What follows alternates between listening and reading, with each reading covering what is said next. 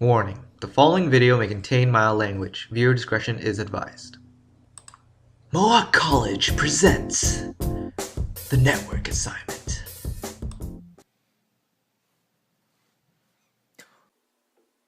I'm gonna be late. One man, one interview.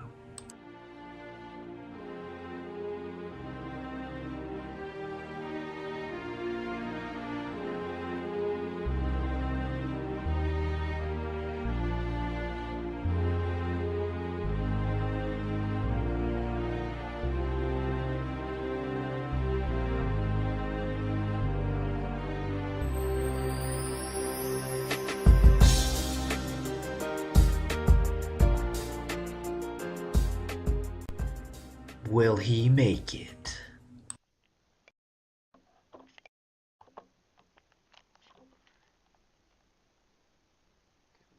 Cool. You ready? Yeah. Here. Yes. How did you find your Mohawk experience? Was it good or bad? It was good. I mean, I enjoyed it again. Like I said, when I first went back, I was kind of an older student. I was, I think, 23 at the time when I went back. So it was weird because you had this mix of like students who were like still like 17, turning 18, and then you had a few people who were actually around my age, which I found quite comforting. The profs and stuff were really good too. I found that like the knowledge that they had really helped a lot. In terms of like the social atmosphere, it wasn't really that great. I want to say like yeah, you hung out with people from your program or like the little kind of circles you made with your program, but it wasn't really like oh, I'm gonna hang out with like people from a different program or like go hang out at the Army. It wasn't really like that. But mind you, my main goal about the whole school thing was rather get my shit done rather than go there, hang out, and do whatever, right?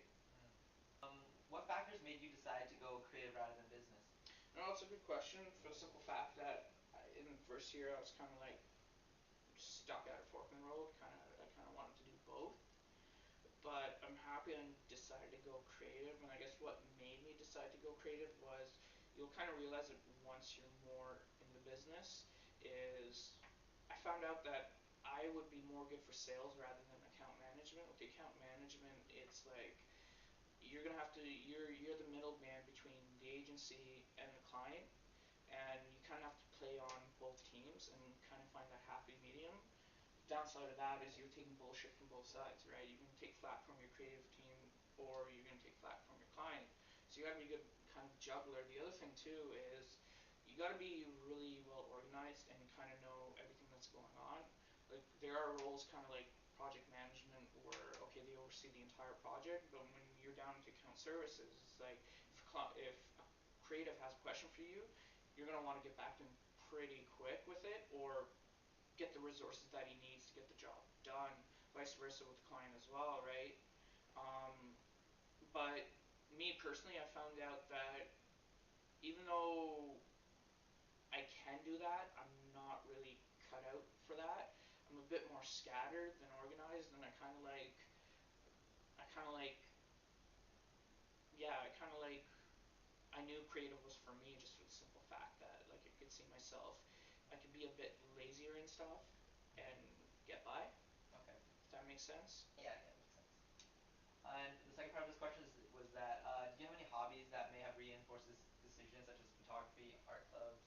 Yeah, I mean, like, I was always into photography. Mind you, Photoshop is something I learned pretty young. I want to say midway through high school. I mean, I'm probably not the best example, but like, I always did stuff like I remade my like report card with Photoshop, or like did a whole bunch of stuff like that. Probably a little more shadier stuff. But I Yeah. mean, there's something about the whole program that interested me in the fact that you can take a photo, you could do whatever, and manipulate it and make it into something else. At the end of the day, when it's in the computer, you're just pushing pixels around, right? So the whole that whole side kind of interested me, the tool itself. But other than that, like I was always into like fashion, like that kind of stuff. I was always into cars. I was thinking about car design too. But the thing is like I'm more of a doodler rather than a real drawer. Like it's weird. I wouldn't really consider myself an artist. I always say like, oh, I Photoshop. You know what I mean? Yeah. So yeah, like I always had a creative knack. It's awesome that there's a career like advertising that can kind of take the best of both worlds. It's artistic, be creative, be business minded as well. So that's yeah. Okay, thanks. Was this initially your dream job? If not, explain the process it took for you to get here today. So, like, did you have any like Yeah, I progression? mean, in all honesty, like it was. I'm not gonna say it's my dream job, but I always knew that I wanted to get into advertising. I mean, it was really thrown up in between marketing or advertising for the simple fact that I I like the marketing side of things of like the whole supply chain management and like really pushing the product through the entire marketing cycle. But going back, I mean, I went back to school pretty late, so I figured 4 years university plus all the additional stuff that you would probably need to do wasn't really for me. And I figured a course like Mohawk with 3 year was pretty awesome in the sense that it wasn't compacted into 2 years. Like you definitely needed 3 years, 3 to 4 years to like get a good book out there, unless you're a crazy whiz. And there are people like that out there. But yeah, by no means was it my dream job. It was definitely the job I knew I wanted to do, which is why I didn't do the whole waste my time at random universities course and not end up doing what I graduated in university for, which I know a lot of people that happened to. They went back to college. My kind of whole thing was, you know what, after high school, I moved back to Europe for a year. My whole family moved back, and then after spending a year there, I wasn't really finding my place. I moved back by myself, and then I tried to get all the partying and all the stuff you kind of do in your first few years of Yeah. university out of my system before I go back, so I can take it bit more seriously. So in terms of the process on how I got there, was essentially I was really fed up with my factory job one day. Decided like this is it. If I don't do anything with my life now, it's like fucking another 3 4 years passes by. I'm already gonna be in my late 20s, and you don't want to be a bum with no job in your late 20s, right? Yeah. So when signed up for college, a few schools accepted me, and then really the big factor that kind of made me decide was Mohawk offered a 3 year program, so I figured it's definitely a lot better than a 2 year program. So that's pretty much it. Okay, thanks. After graduating advertising at Mohawk, how nervous were you about finding a job? I wasn't really nervous. I mean, to be honest, I was pretty late to the game of getting my book out there and like making contacts and interviewing. I had confidence that I will find a job. In all honesty, it was like after I graduated, I want to say it was like 2 3 months after I graduated was when I found an internship. And then I knew that once I got an internship, I would definitely get a job out of it, just because it was kind of in me, that drive. And that's kind of how I got this job too. I started as an interned here for about a few months, and then yeah, I made sure to put in a lot of hours, and then ended up getting a job here. Okay. So I wasn't really nervous. Okay, so I think this is kind of similar Yeah, I to. kind of segued into there. So like how I landed, how I landed the job was came in very first day. Come in for my like first day of internship. Sit down, and all of a sudden there's a girl sitting next to me, which was my partner at the time, and then introduced ourselves and figured, okay, if you're here interning too, we're probably going to be partnered up. So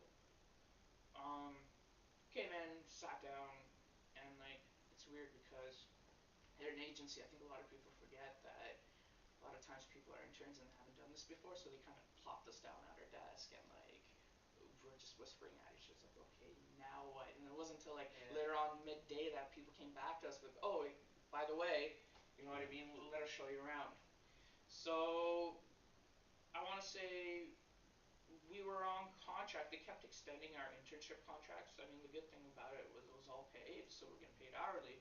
So when you're putting in late hours, I'm like, cool, no worries, I'm getting paid for this anyways. Yeah. Unlike when you're in salary, right? It's just like boom. But yeah, I want to say interned here for about good 5 months. I want to say before they said, okay, we'll hire you on full time. Like, Okay. there's a lot of back end politics too that Yeah. happen that they don't tell you about. So it's like, yeah, deal with that crap and then go through it. And this was your first internship? Yeah, this is my first internship and first job. It's funny because like I have some friends who've like already been to like 2, 3, 4 Yeah. agencies, but to me, like I can't really say if this is a good or bad experience for the simple fact that this is my only agency experience. Like I've been Yeah. fortunate enough to have a lot of mentorship here, Mm-hmm. which is definitely a key thing to try to get when you start out. Have someone take you under their wings, because in all honesty, you may think you learn a lot of stuff in school. It ain't got shit on the amount of stuff that you work in the real Yeah. world, and then to deal with the pressures as well. Okay, so what did you do to get that job interview? Did you stand out? Um, I I would like to think my work stood out. I mean, the way it started off was I remember I tried to get into taxi the one time, and then we were doing the mock interviews, and then one way I wanted to get my foot in the door there was all the creative kind of like all the creative interviews were taken up, and the only thing that was open up at taxi was like for the account team. So I go in bullshitting that I wanted an account job, go in, talk to the guy. So it's like, well, what do you want to be in accounts? And then I'm like, to tell you the truth, man, I just took this interview because like I want to get my foot in the door. I Yeah. truthfully wanted to be a what's it called, a creative. Yeah. So he laughs and he's like, okay, you know what? Don't worry. Within a week later, he gives me a contact for someone at Taxi, so Okay. who I'm still friends with now, and yeah, I just help with my book just to get, or I guess, an agency person who's kind of current with the trends to know what to look out for. And then through that, I forgot how I got the MacLaren contact. I think MacLaren was doing a internship program at the time. I called up the resource manager at the time. I came in and then met with one of the creative directors, and then didn't hear anything back for, I want to say, 2 weeks. I called them up again, what's going on? And they said apparently that they weren't having their internship program due to something. So I was like, crap. I'm like, well, shitty buzz. I'm like, well, still consider me, right? Yeah. So I went away on vacation, and it was funny because like I was checking my voicemail during like my vacation time, and like right then they're like, oh, by the way, good news, we took you on as an intern. So I'm fucking awesome. So Yeah. essentially, I come back from vacation and I start a job in 3 days, which is wicked. So yeah, they took me on, and it's pretty much it. Like, it's you'll find out that like it's really the book that speaks, and when you come and you interview with people, it's half of it's your book, the other half is who you are. Okay. Because a lot of times, I mean, once you get into the industry, the hardest part is really getting your foot in the door. Once you're in, it's all about the networks you make. A lot of times, I mean, people have gotten jobs over the bar, at the bar, just over conversation. Yeah. Showing your book was kind of like after the fact, it's Yeah. proof of the pudding. Definitely. Okay, so on to responsibilities. Okay, so what is your average day like as a junior art director? I don't know. So I mean, yeah. it varies from day to day. Like, it depends on what your workflow is. Like, there's times when I've been here at 8:30 in the mornings till 3. Mind you, that doesn't happen all the time, but there are times like that. So usually, what I'll do is I'll come in. Now, mind you, I'm not really a morning person. I'm more of like Yeah. I'd much rather stay late than come in early. So I'll usually show up around 10, 9:30, 10 o'clock. Check my emails. Um, Go through, do the work. I make a list of what I need to get done for the day. I usually go through that. You'll always have meetings throughout the day too, so you do your meetings, whatever. And then usually at nights, I usually like to work at nights too, so I take my work home with me, and then do a bunch of shit there. I just find that sometimes in the actual office work, it's not the most creative space, even though it's an ad agency. It should be. It's just Yeah. it all depends how you work, right? Like a lot of the creative stuff I end up doing at home in kind of my own zone, own Yeah. space, and then you keep the time during the day to interviews and that kind of stuff. What is your responsibility at MacLaren, and how does it affect the agency as a whole? Cool. So my responsibility is like essentially an art director. So my job is how the ad looks, right? So you partner up with the copywriter, as I'm sure you know, and then all you essentially do, he writes the copy, you do the ad work. So there's a few of us. I mean, when you think about it, we're the worker bees, right? So we Yeah. pump out the product. But let me see. I don't know how it affects the MacLaren as a whole, well, without the art directors, there ain't no work, right? Yeah. So I mean, when you think about it, it's pretty important. Like the creative directors oversee everything, make sure everything's good, but it comes down to the art directors to kind of produce it, right? What kind of people do you come into contact with during the day? So whether it's partners or freelancers. I mean, you kind of deal with a whole bunch of different people. I mean, the nice thing about advertising is it kind of attracts the same similar type of people. So you'll get a lot of people that are like really quirky, a lot of like eccentric who are really out there, right? You'll have Okay. quiet ones. I mean, it's you'll find advertising is a good mix of people. Like they're usually a lot of people are usually into the same kind of things, which is nice. But I mean, yeah, I mean, you get like freelancers, that kind of stuff. So those guys come in, work on contract, and they're in. And what you'll find out is like advertising is a pretty small industry in the sense that you'll see faces quite a bit. So if you're a freelancer, I mean, chances are the nice thing about that is you're always working on um, different clients, different agencies. I mean, you get a lot of face time with a lot of different people. Okay. Did anything catch you by surprise when you started working in the industry? Yeah. I mean, in all honesty, it's like you see movies or you hear stories about what advertising is like, and it's Yeah. for a lot of parts it is like that, but for a lot of parts it isn't. I mean, you'll get in, there'll be days or like you come in, and you're like, fuck this place. But I mean, it's like every other job, you know what I mean? Like there's ups and downs to everything you kind of do. At the end of the day, it's you got to remember, like, yeah, you're doing fun, creative stuff, but it's still a job, right? You still got to get shit done. But biggest thing I guess is if you think you have a lot of work in school, get prepared for the real world because it's like you may only have a few hours, you may have a day, or you may have a week to finish a project. All depends. Um, but yeah, I don't know. I mean, the best thing is like go talk to people actually in the industry, and then kind of get a gauge of what it's really like. Okay, thanks. What do you like about your position, and is there anything that you would like to change? Um, so what I like about my position is I like the fact that you can. It's almost like it's not a. You don't feel like a robot. Okay. So I don't know if you've had like monotonous jobs, like jobs in Yep. factories or whatever. You kind of feel like a drone. Here it's like you have the opportunity of like just pull inspiration from wherever the hell you want. You know what I mean? You can browse the internet all day. No one's gonna say shit as long as you get your stuff done. But I just love the freedom of it. You know what I mean? Like I say, I come in at 10. No one bitches about it because they know I do my shit. So that's it. I mean, I like how I like. I guess my favorite thing about it is you're not chained to anything. Like you Okay. can get up, you can leave for a half hour, an hour, and Yeah. come back. The nice thing, everything's like mobile now. So I mean, technically, you can take the work with you. So I like it for it not being super stringent on you, and it gives you the freedom, letting you be kind of your own man and doing your thing. Mind you, as long as you have your stuff done, right? Yep. Sounds good. Uh, are you satisfied with your work life and social life? Is it balanced? So it's like 60-40 work. You know, that's good because I had trouble with that at first, Okay. and you'll find this too because you come in, you start as an intern. I mean, you want to prove that you're good, Yeah. right? You want to prove that you can work. So like my kind of scenario was I was still living in Cambridge at the time, Okay. so I was commuting from Cambridge to here every single day for over a year, which was a real drag and like kind of drains you. Mind you, I also had two jobs, so I was working on the weekends as well. So I was actually working 7 days a week. So at the very beginning stages, my work-life balance was shit. Like it was starting to take a toll by the end. Like I was burning out.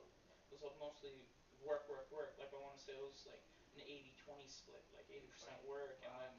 then 20% like social life.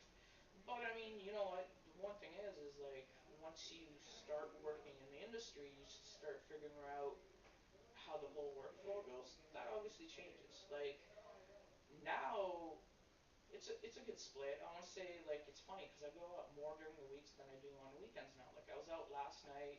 I was out a few nights before. Yeah. So it gets better. There's a lot of things that you'll pick up and learn on the same way where it's like what actually needs more attention, what doesn't, because there's jobs boom, get it out the door. Then there's jobs you take creative opportunity to, and actually flush it out. And then you start learning on what you can push back on or what you say you don't have time for.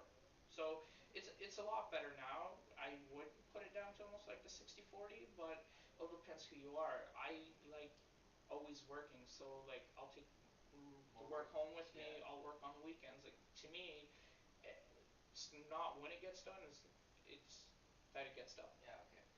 So okay. So onto the advice portion. So did you find networking useful, and what are some advices about networking can you offer? Yeah. So networking is definitely key. I mean, you never know when your next job's gonna come from. Um, Definitely get out there. So I go to a lot of the industry parties, and then the thing is like the people you graduate with, keep in touch with them. Like I'm friends with a lot of people we graduated with, and you meet more people through them. You meet more people through them, and it's kind of you do truly build a network. Yeah. And never burn any bridges. That's one thing. Like I said, it's a small industry, and like if you burn a bridge, word's gonna travel. You know what I mean? There's only so far your creative work can take you. If everyone knows you as an asshole, you're gonna be labeled as an asshole, and people don't really want to work with assholes. You know what I mean? Yeah. So get out there, go to as many industry events as you can while you're young, right? Okay. Before you have a family, whatever. Like get out there, put FaceTime in, because like I said, you never know when your next job's gonna come from. Like I said, I've heard stories of people got jobs over drinks at a bar. You know what I mean? So it's yeah, get out there, Get out network there. as much as you can. Okay. What advice would you give to students pursuing a creative stream? So like. In all honesty, if you can intern as soon as you can, for the simple fact of find out if you really want to do this, because you'll notice like once you get in, there's a difference when you do the stuff because you have a passion for it, you love it, and then there's a difference when you have the passion for it, but then it becomes work. And that's, I think, kind of a big difference between an actual artist versus a creative person, because an artist kind of does stuff out of their free will because they do it because they love it. As soon as it becomes work, you're forced to have to be creative and do all that kind of stuff. It can get it can take that passion away from you. So try to get an agency experience as soon as you can and see if it's really for you. Okay. Yeah. Yeah, great tip. So from your personal experience in the advertising industry, is there any final tips that you would like to share that may help us students succeed in the future? Yeah, I mean, um, good advice is don't treat school like school, treat it like a job. Okay. So when they give you a project, don't wait for the last minute to do it. Do it early and do a few executions of it, and then really pick out your best one. Because at the end of the day, I mean, your profs are gonna have a job whether you graduate or not. Yeah. It comes down to you. And the thing is, if you take it seriously like a job while you're in school, that mentality is going to transition into your actual workplace. So that's what I mean. Yeah, just be serious about it. I mean, if this is what you want to do, actually do it, and don't just say you want to